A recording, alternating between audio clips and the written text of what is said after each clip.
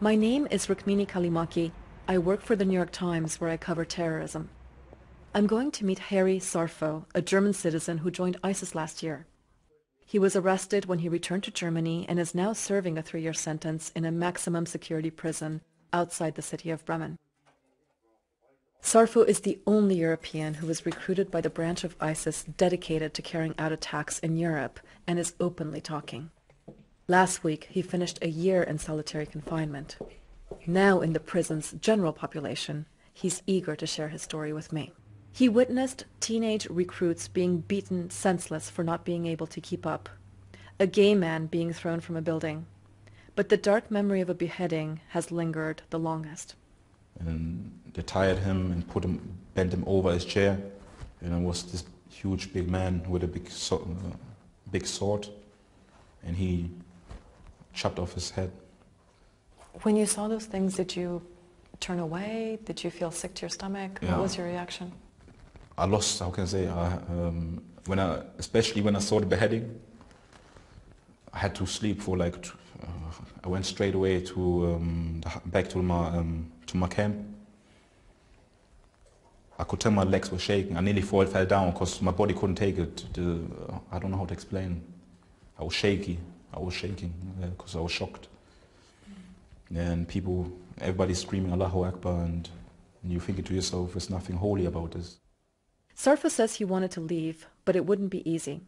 It was clear that he and other European recruits were especially valuable to ISIS and to its leader, Abu Bakr al-Baghdadi.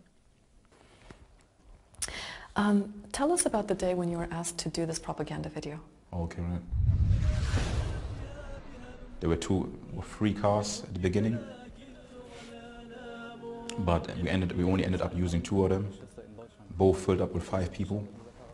One car was driven by the Australian, he calls himself Sheikh Abu Osama al-Gharib. Abu Osama arrived with 7 Syrians. He said were Assad soldiers of Assad. The hands were tied and the eyes were as well closed. They couldn't see nothing. And then he started asking who wants to execute them. And everybody was raising their hands. I didn't raise my hand. I mean, it seems to me that many times along the way you said no. Yeah. You said no when they asked you to go back as a suicide Yeah. bomber. You said no a second time when they asked you a second time. You didn't take the gun. Yeah.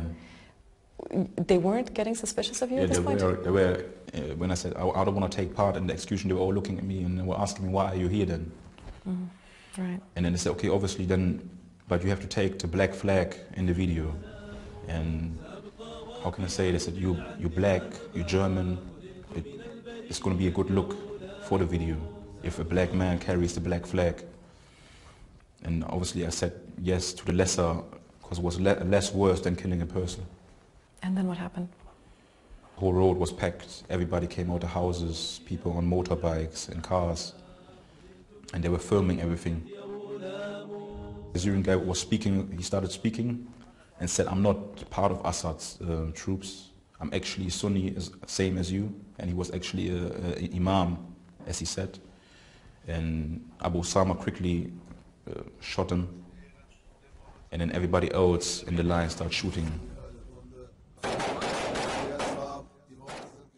And seeing that, obviously, got me thinking about a lot of things. Yeah. At that point, you were already having doubts? Yeah, already. I had doubts before that, and that actually, how can I say, showed me that it's totally wrong.